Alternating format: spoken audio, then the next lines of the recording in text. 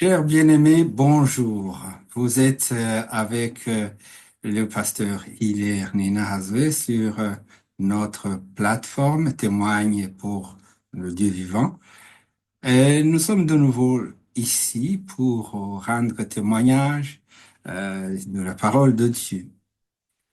Dernièrement, j'ai dit que je donnais mon témoignage à moi quand j'ai commencé à faire ce travail pour servir Dieu. C'était, comme je l'ai dit, autour des années 2002.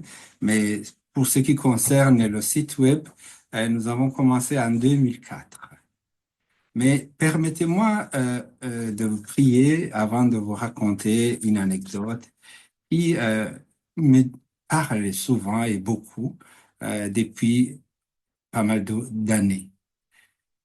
Éternel Dieu, nous te disons merci pour cette occasion que tu nous offres d'être devant toi en ce moment pour annoncer la bonne nouvelle. La raison de ce travail, c'est que beaucoup de gens, ou tout le monde, si possible, connaissent la vérité et la vérité qui sauve. Éternel Dieu, nous te disons merci pour la grâce que tu nous as accordée. Nous sommes conscients que nous avons un rendez-vous avec le Seigneur des Seigneurs. Et c'est pour cela que nous sommes ici, très engagés à témoigner pour lui. Merci de nous donner de la force, de nous donner de l'inspiration et surtout de manifester euh, ta présence par le Saint-Esprit. C'est au nom du Seigneur Jésus-Christ que je prie. Amen. Chers bien-aimés, je disais que j'allais vous témoigner, que j'allais rendre un témoignage de ce que j'ai vécu.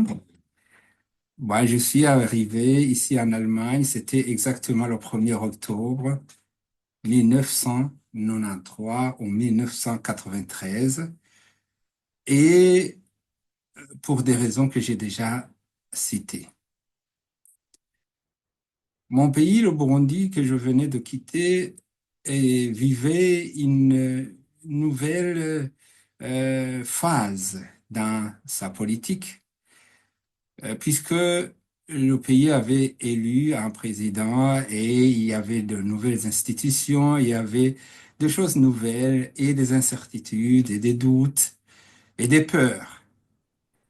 Et moi, j'ai eu ces peurs, mais un peu avant. Pendant la campagne électorale, j'habitais dans le quartier Bouiza, pour ceux qui connaissent la ville. Et là-bas, j'ai eu un songe. J'ai vu les gens courir sur les autres, derrière les autres, pour leur faire du mal. Et, et je me suis rendu compte que j'étais dans l'incapacité de fuir comme les autres. Alors, j'ai prié. C'était au cours de mon sieste. Là-bas, on dort à midi. Et c'était vers 13 heures, quelque chose comme ça. Et j'ai demandé à Dieu de m'épargner de voir une situation dramatique dans ce pays. Et effectivement, quelques jours après, on m'a appelé pour me confirmer que l'histoire de ma bourse était devenue concluante, que je devais partir dans quelques jours qui allaient suivre.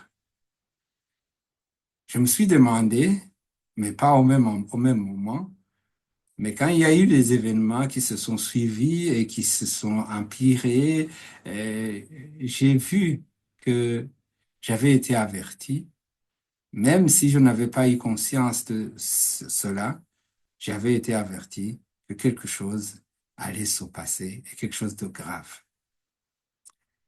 Je dis merci à l'Éternel pour m'avoir gardé. Et je vous donne ce témoignage. Je n'étais pas un croyant exceptionnel. J'étais vraiment, comme on dit, tiède dans la foi. Hein? Je n'étais ni brûlant, mais ni totalement froid. Mais j'étais vraiment tiède. Ma foi était tiède. Dieu s'occupe de ceux-là qui sont pas trop, très fervents. Euh, Même quand eux-mêmes n'ont pas conscience de cela. Je veux continuer. Et je vous ai déjà donné, je crois, une émission sur ces dépliants. Ce sont des dépliants de la parole de paix et de réconciliation. C'est le nom aussi de notre blog que nous avons entretenu plus de 20 ans, une vingtaine d'années.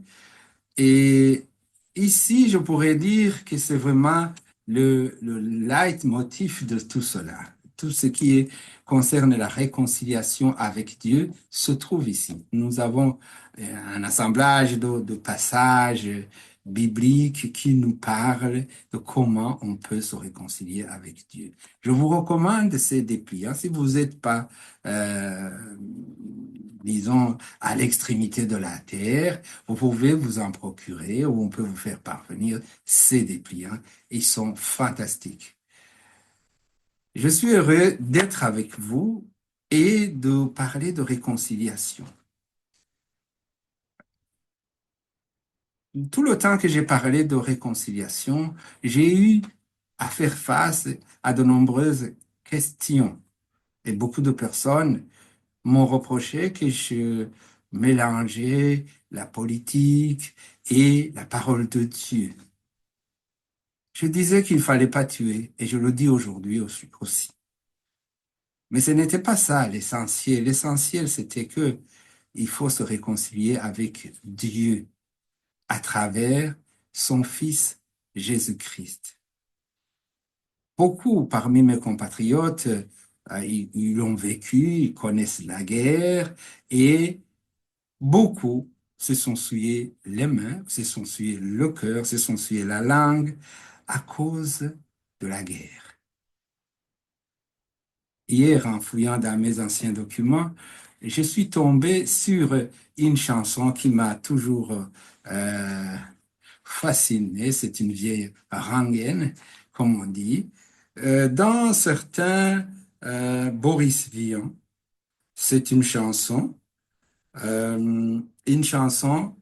de quelqu'un qui était déserteur de l'armée.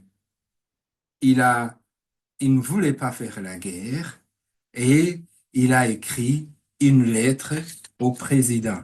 C'est ce que je vais vous lire. Vous allez me dire, mais qu'est-ce qui se passe avec notre pasteur aujourd'hui? Mais je trouve que c'est important que vous puissiez vraiment découvrir cet incroyable euh, texte de quelqu'un qui n'était pas croyant nécessairement, mais qui était tout au moins un pacifiste résolu. Voici ce que le pacifiste Boris Vian écrira à son président. Il, il écrit le déserteur. Monsieur le Président, je vous fais une lettre que vous lirez peut-être si vous avez le temps. Je viens de recevoir mes papiers militaires pour partir à la guerre, pour partir à la guerre avant mercredi soir. Monsieur le Président, je ne veux pas la faire. Monsieur le Président, je ne veux pas la faire. Je ne suis pas sur terre pour tuer des pauvres gens. C'est pour, c'est pas pour vous fâcher. Il faut que je vous le dise, que je vous dise, ma décision est prise. Je m'en vais déserter. Depuis que je suis né, j'ai vu mourir mon père, j'ai vu partir mes frères et pleurer mes enfants. Ma femme, ma mère a tant souffert qu'elle est dedans sa tombe. Elle se moque des bombes, elle se moque des vers. Quand j'étais prisonnier, on m'a volé ma femme, on m'a volé mon âme et tout mon cher passé. Demain, de bon matin, je fermerai ma porte au nez des années mortes et j'irai sur les chemins. Je m'en dirai ma vie sur les routes de France, de Bretagne en Provence, et je dirai aux gens, refusez d'obéir, refusez de la faire. N'allez pas à la guerre, refusez de partir. Et s'il faut donner son sang, allez donner le vôtre. Vous êtes bon apôtre, Monsieur le Président. Si vous me poursuivez, prévenez vos gendarmes que je n'aurai pas d'armes et qu'ils pourront tirer. Je trouve ce texte fantastique. Que de 20 en guerre sont partis pour tuer de pauvres gens. Combien de gens sont partis tuer des pauvres gens? Parce qu'on a parlé de guerre, parce qu'on a reçu ces papiers militaires, parce qu'on a été recruté d'une manière ou d'une autre, et personne n'en parle. Il y en a même qui parlent de causes justes, oubliant que tuer, c'est un péché. Oui, je tenais à lire ce passage parce que je le trouve fantastique. Nous sommes dans la culture de la mort est actuellement très active. Et il faut avorter pour une raison X ou Y.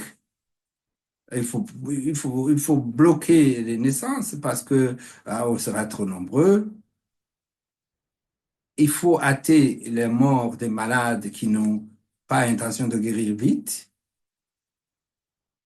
C'est quoi tout cela? Nous avons connu des histoires dans ce pays où on peut dire, mais est-ce que les gens sont normaux ou étaient normaux à cette époque-là? Moi, je suis citoyen européen, allemand. Et donc, ce qui est, ce qui vaut en Allemagne m'engage aussi en tant que citoyen. Mais je voudrais dire à cette période que nous devons faire attention. Nous devons prendre une décision semblable à celui du déserteur. Non pas parce que nous sommes pacifistes, nous le sommes aussi, mais notre idéal, c'est le Christ. C'est Jésus-Christ, c'est la parole de Dieu qui nous recommande de ne pas tuer. Je me rappelle quand j'écrivais sur le blog, j'étais chaud, et il m'est arrivé d'écrire un texte où m'insurgeais contre ceux qui menaient la guerre, ou ceux qui, des deux côtés d'ailleurs, et un ami a transmis une copie c'était mes emails dont je vous ai parlé la dernière fois, et à celui qui quelque temps après dirigera le pays. Et il a dit, oui, mais nous croyons en Dieu, mais d'abord la démocratie.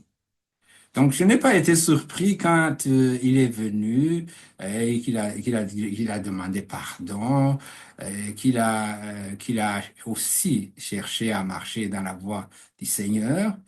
Ça, à l'interne, je peux pas le juger, mais il y a des choses qui m'ont plu parce que, tout au moins, les choses se sont dites et il y a eu un effort.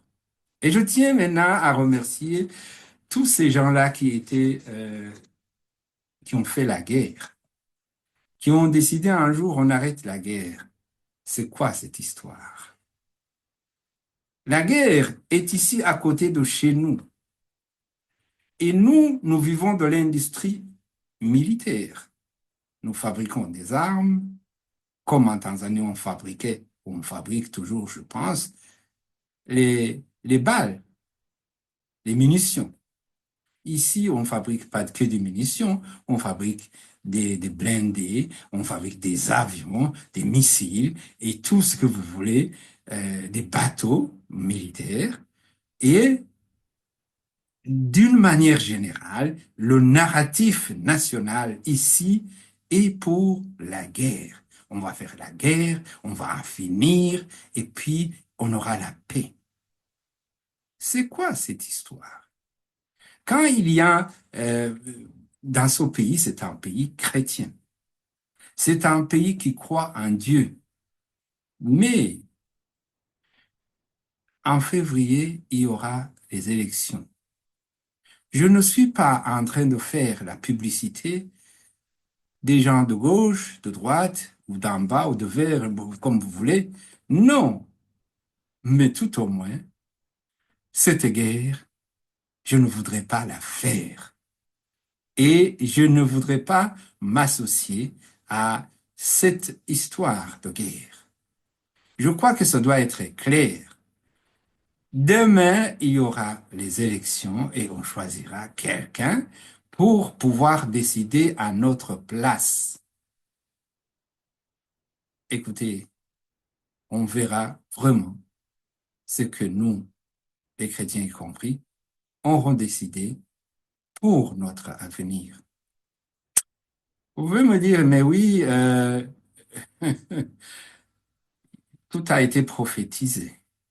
Oui, tout a été prophétisé, mais toi, tu es, tu es où? Tu as choisi quoi? S'il n'y avait pas eu de vote en guerre chez nous, on ne serait pas en Nouvelle-Zélande, on ne serait pas en Australie, on ne serait pas aux États-Unis, au Canada, en Amérique latine, en Afrique du Sud, dans les pays voisins, pour commander le séjour, le permis de séjour. Non, les ventes en guerre ont provoqué cela et nous avons fait avec.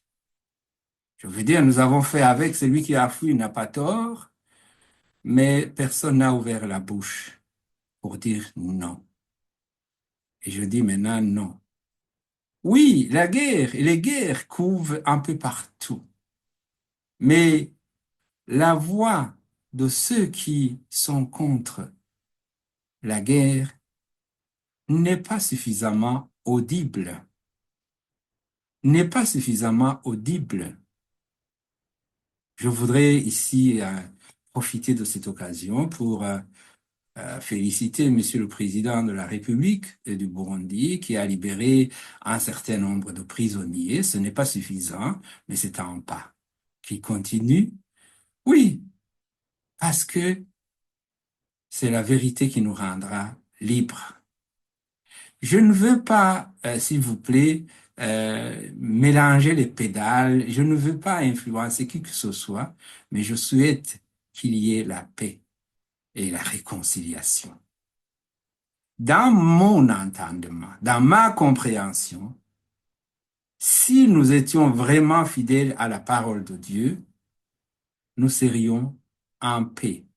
Parce que celui qui croit vraiment en Dieu et qui obéit à son Dieu ne sera jamais tenté de faire, à faire la guerre ou à y trouver profit. Donc, c'est dans cette logique que je viens ici pour vous entretenir. Partout où vous êtes, levez-vous. Parlez d'une voix audible que vous êtes contre la guerre à cause de votre foi. Aujourd'hui, il n'y a pas que cela. Il y a d'autres drames déshumanisants, d'autres drames qui sont des abominations ou des péchés graves que nous sommes appelés à renier, mais la plupart d'entre nous refusent de le faire et font même le contraire.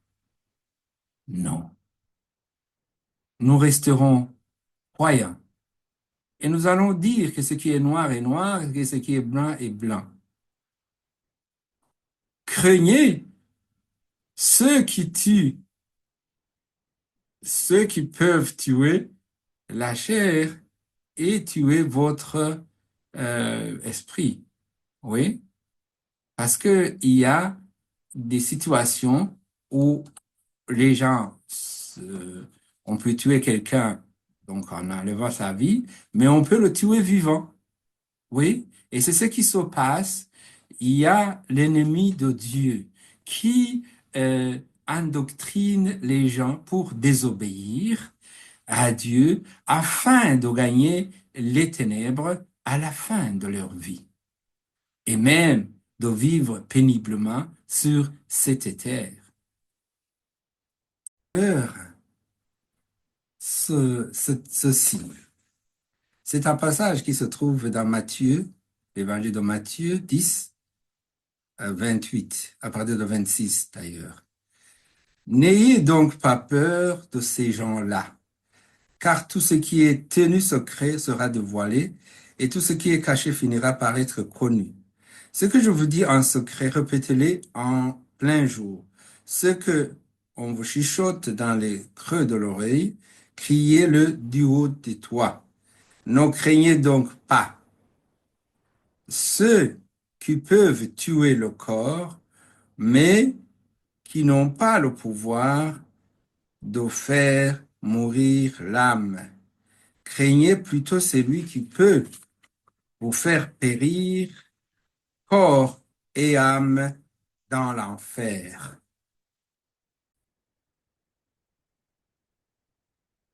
Personne n'en parlait plus, mais le commandement de Dieu qui dit que tu ne commettras point de meurtre, il est toujours en vigueur.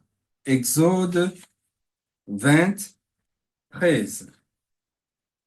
Tu ne commettras pas de meurtre. Oui, si quelqu'un t'engage dans sa guerre et que tu commets un meurtre, lui, il répondra pour lui, mais toi, tu répondras pour le meurtre que tu auras commis. Je ne sais pas comment on a sanctifié tout cela, mais moi, je suis ici pour annoncer la bonne nouvelle.